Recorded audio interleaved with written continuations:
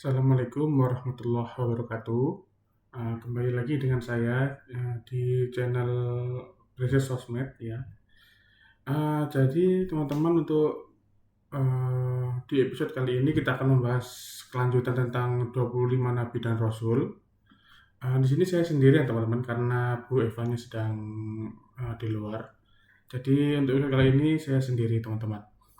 Jadi di episode sebelumnya kan kita sampai di Nabi Yakub ya teman-teman.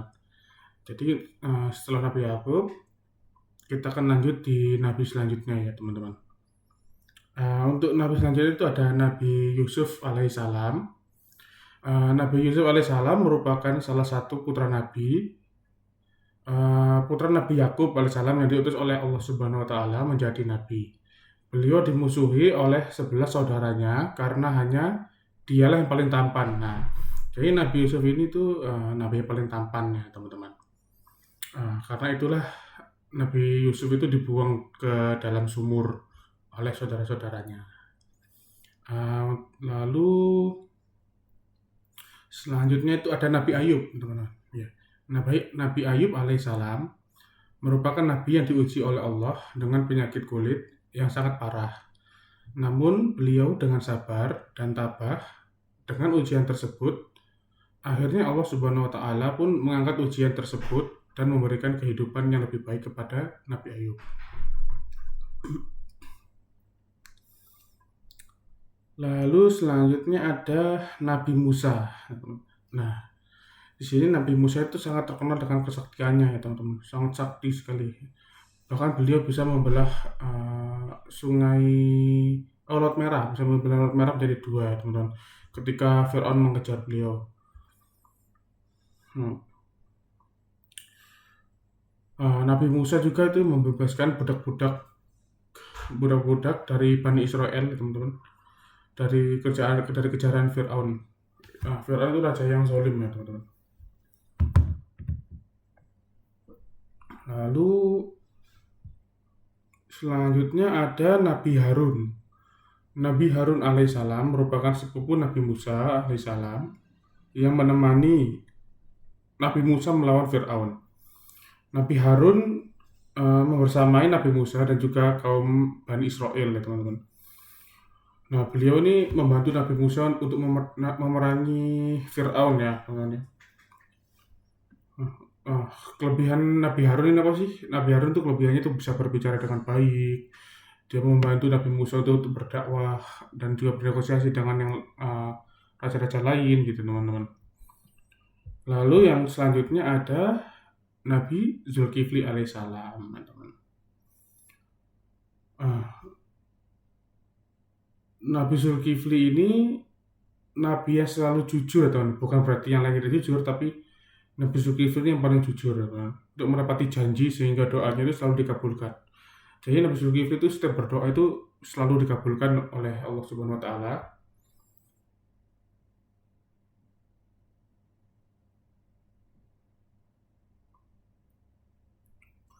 Dan juga pada zamannya itu Nabi Zulkifli ini satu-satunya orang yang bisa memenuhi syarat dari rajanya, karena di raja yang dahulu itu ada permintaan dan yang lain itu tidak bisa menepati, hanya Nabi Zulkifli saja yang bisa menepati. Apa sih permintaannya? Nah, permintaan itu adalah puasa di siang hari dan beribadahnya itu di malam hari.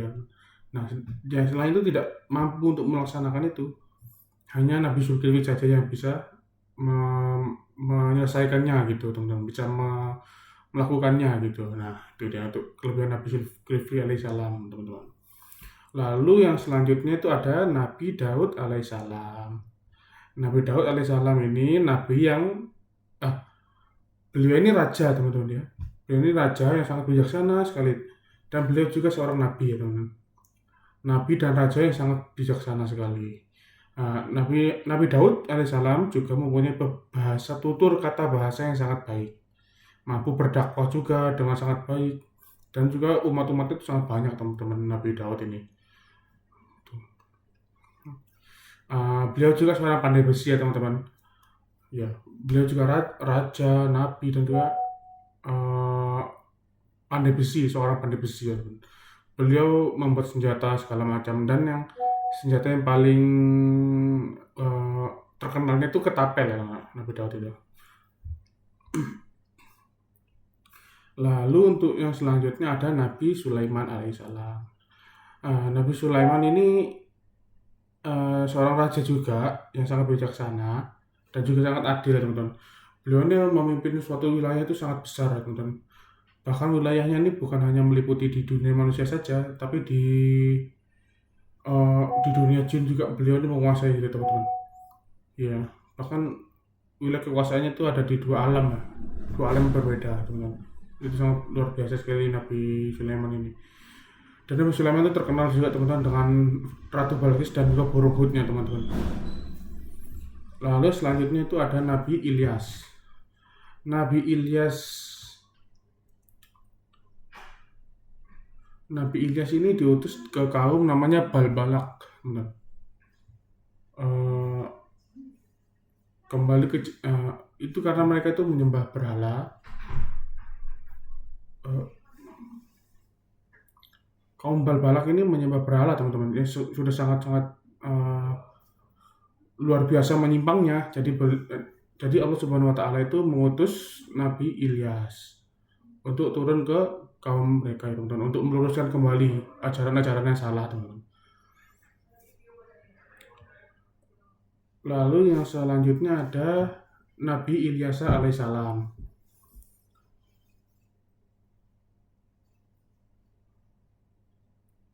Nah, Nabi Ilyasa ini diturunkan oleh Allah Subhanahu wa taala ke Bani Israel, teman-teman. Karena waktu itu Bani Israel juga sedikit menyimpang. Jadi diturunkanlah seorang nabi bernama Nabi Ilyasa alaihissalam gitu, teman-teman, untuk meluruskan jalannya Bani Israel lagi ke jalan yang lebih lurus lagi, teman-teman. Lalu selanjutnya ada Nabi Yunus alaihissalam. Nah, Nabi Yunus ini ada banyak sekali cerita-cerita menarik tentang Nabi Yunus, teman-teman. Entah itu ditelan ikan paus, lalu ada beberapa kesalahannya sehingga beliau dihukum oleh Allah Subhanahu wa taala seperti itu, teman-teman.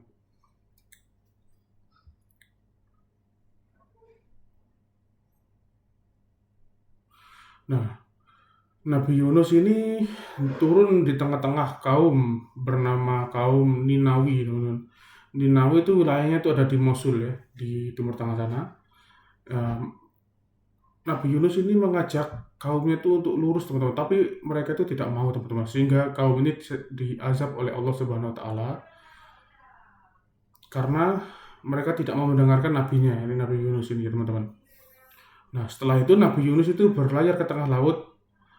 Nah, namun karena kapalnya itu kelebihan beban, maka Nabi Yunus itu terjun ke laut karena undian ya. Salah satu undian itu beliau tuh harus diterjunkan ke laut karena beliau mengambil undiannya kena dan harus turun ke laut, teman-teman. Nah, di saat itu pun Allah Subhanahu wa taala pun mengutus ekor paus untuk menelan Nabi Yunus alaihissalam, teman-teman. Sehingga Nabi Yunus pun ditelan oleh paus ya, teman-teman. Nah, ketika di dalam perut paus, nah Nabi Yunus ini masih hidup teman-teman. Dan beliau pun terus bertasbih dan terus berdoa kepada Allah Subhanahu wa taala. Sehingga ikan paus itu pun menghempaskan kembali Nabi Yunus itu keluar ya, teman-teman. Hingga ia merasa kesakitan. Nah, setelah di dalam perut ikan paus ini, dosa-dosa Nabi Yunus itu luntur seperti baru lahir ya, teman-teman. Nah, mungkin itu kisahnya nanti bisa dilihat di sejarah-sejarah ataupun di Al-Quran, teman-teman. Lalu yang selanjutnya itu ada Nabi Zakaria alaihissalam. Nabi Zakaria merupakan nabi yang belum memiliki keturunan sampai di usia tua, teman-teman. Jadi beliau ini tidak memiliki keturunan ya sampai hari tua ya, teman-teman, sampai usianya sudah tua atau sudah sepuh ya, teman-teman. Nah, setelah itu Nabi Zakaria pun berdoa, teman-teman. Karena beliau belum mendapatkan keturunan, beliau berdoa terus sehingga Allah pun mengabulkan doanya dan menganugerahkan Nabi Zakaria ini Nabi soleh ya, teman-teman, putranya soleh maksudnya. Lalu selanjutnya ada Nabi Yahya alaihissalam. Nabi Yahya alaihissalam ini adalah putra Nabi Zakaria yang tadi teman-temannya yang sudah tidak yang sudah tua tapi belum punya anak, dan beliau pun akhirnya dikaruniai oleh seorang putra yang soleh yang bernama Nabi Yahya alaihissalam.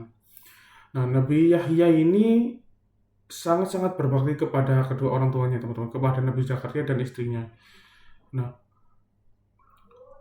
Allah Subhanahu wa taala pun mengirimkan perintah kepada Nabi Yahya ini sebanyak 5. Nah, perintah tersebut yaitu: satu, selalu menyembah Allah dan tidak menyekutukannya. Dua, selalu melaksanakan sholat. Ketiga, selalu melaksanakan puasa. Keempat, selalu membayar zakat. Dan kelima, selalu mengingat Allah Subhanahu wa taala dan berzikir. Nah, jadi kisah Nabi Yahya teman, putra dari Nabi Zakaria, teman-teman. Lalu selanjutnya ada Nabi Isa alaihissalam. Nabi Isa alaihissalam, teman-teman, sangat menarik jika membahas tentang Nabi Isa ya, teman-teman. Karena ceritanya pun bahkan sampai hari ini pun masih mungkin bisa berkembang lagi ceritanya. Karena beliau pun masih hidup hingga saat ini ya, teman-teman. Nabi Isa alaihissalam ini dilahirkan dari rahim seorang bunda bernama Maryam tanpa ayah, teman-teman.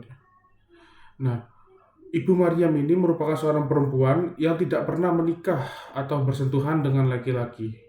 Nah, hal ini pun menjadi mukjizat kepada Ibu Maryam ya, teman-teman. Sehingga beliau bisa mengandung tanpa seorang ayah gitu, tanpa sosok laki-laki gitu, teman-teman. Nabi Isa alaihissalam ini menyiarkan agama yang benar dan membongkar kesalahan serta kesesatan pendeta-pendeta Yahudi yang telah menyimpang. Dalam kisahnya itu sangat banyak sekali kisah Nabi Isa ini, teman-teman.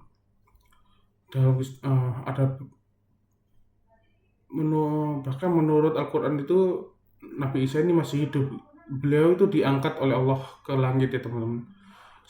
Dan akan turun lagi beliau akan turun lagi nanti di akhir zaman, teman, untuk meluruskan semuanya yang menyimpang, teman-teman. Saya tidak mengatakan itu menyimpang, tapi itu memang benar-benar ada di kitab gitu, teman-teman. Nanti beliau akan turun lagi untuk melawan Dajjal ya, teman-teman. Dajjal itu apa sih? Nah, Dajjal itu nanti kita bahas di lain episode saja, teman-teman. Jadi dikisahkan nanti mungkin ada sosok Imam Mahdi yang turun, sehingga Imam Mahdi nanti terbunuh oleh Dajjal dan akan turun Nabi Isa ke bumi gitu, teman-teman.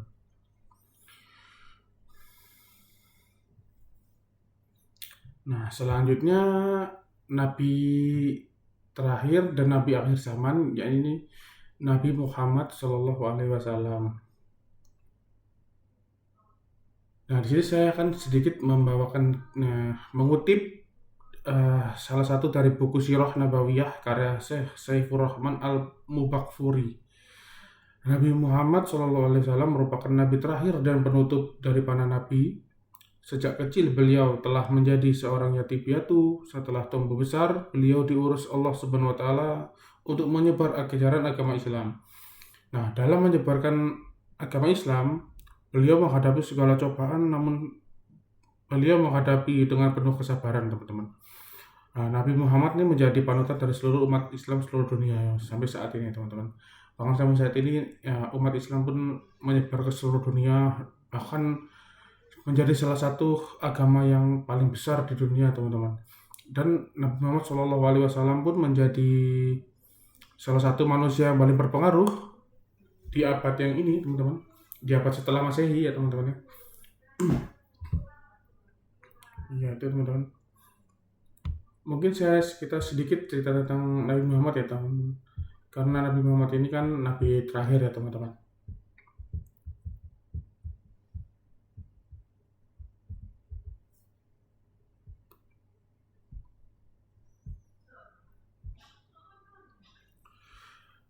Nabi Muhammad SAW ini lahir di Mekah, teman-teman, pada hari Senin 12 Rabiul Awal tahun Gajah sekitar 570 Masehi.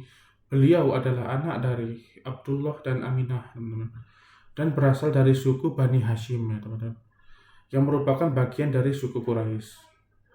Nah, kenapa sih Nabi Muhammad itu di awal-awal dakwahnya itu banyak dimusuhi ya teman-teman ya.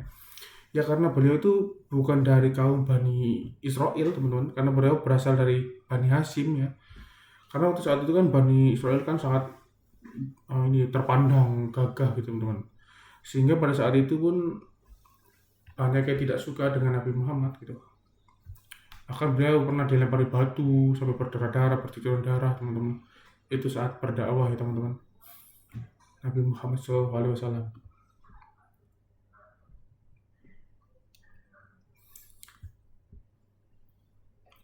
Dan ini ada pengangkatan pengangkatan Nabi Muhammad SAW menjadi Rasul, dan berdakwahnya itu beliau itu mulai umur 40 tahun ya teman-teman. Nah, di umur 40 tahun ini beliau mendapatkan wahyu pertama dari Allah Subhanahu wa taala melalui Jibril. Melalui malaikat Jibril, beliau diangkat menjadi rasul dan mulai berdakwah secara sembunyi-sembunyi selama beberapa tahun. Kenapa sembunyi-sembunyi? Ya karena tadi teman-teman, karena beliau berasal dari kaum Bani Hashim, dan kaum Bani Israel itu tidak senang teman-teman dengan datangnya satu nabi lagi setelah Nabi Isa ya teman-teman. Karena mereka itu tidak mengakui betul kenabian dari Nabi Muhammad gitu teman-teman. Nah, beberapa peristiwa penting Nabi Muhammad dalam dakwahnya, kisah dakwahnya, kisah dakwah agama Islamnya, yaitu satu Isra Mi'raj ya teman-teman. Nah, itu perjalanan spiritual dari Masjidil Haram ke Masjidil Aqsa. Nah, itu berkilo-kilo kilometer jauhnya teman-teman. Lalu ada yang hijrah ke Madinah teman-teman, di mana Nabi Muhammad dan para sahabatnya hijrah dari Mekah ke Madinah untuk menghindari penganiayaan kaum kafir Quraisy, teman-teman. Nah, kaum Quraisy itu kaum kafir, teman-teman. Lalu ada perang, teman. Perang Badar dan perang Uhud. Itu beberapa perang penting yang dipimpin oleh Nabi Muhammad SAW. Nah, Nabi Muhammad SAW wafat di Madinah pada usia 63 tahun. Setelah mengalami sakit beberapa waktu ya teman-teman. Nah, beliau wafatnya itu juga pada tanggal 12 Rabiul Awal teman-teman, sama dengan tanggal kelahirannya ya teman. Nah, wafatnya Nabi Muhammad ini pun merupakan peristiwa sangat penting dan dalam sejarah agama Islam, dan menjadi awal dari perkembangan dinasti-dinasti Islam serta penyebaran agama Islam ke berbagai wilayah dunia teman-teman. Mungkin itu saja pembahasan kelanjutan dari nabi-nabi, kisah-kisah nabi di episode sebelumnya. Untuk yang belum nonton, silahkan ditonton di episode sebelumnya teman-teman. Jadi mungkin itu saja dari saya. Ya, wassalamualaikum warahmatullahi wabarakatuh.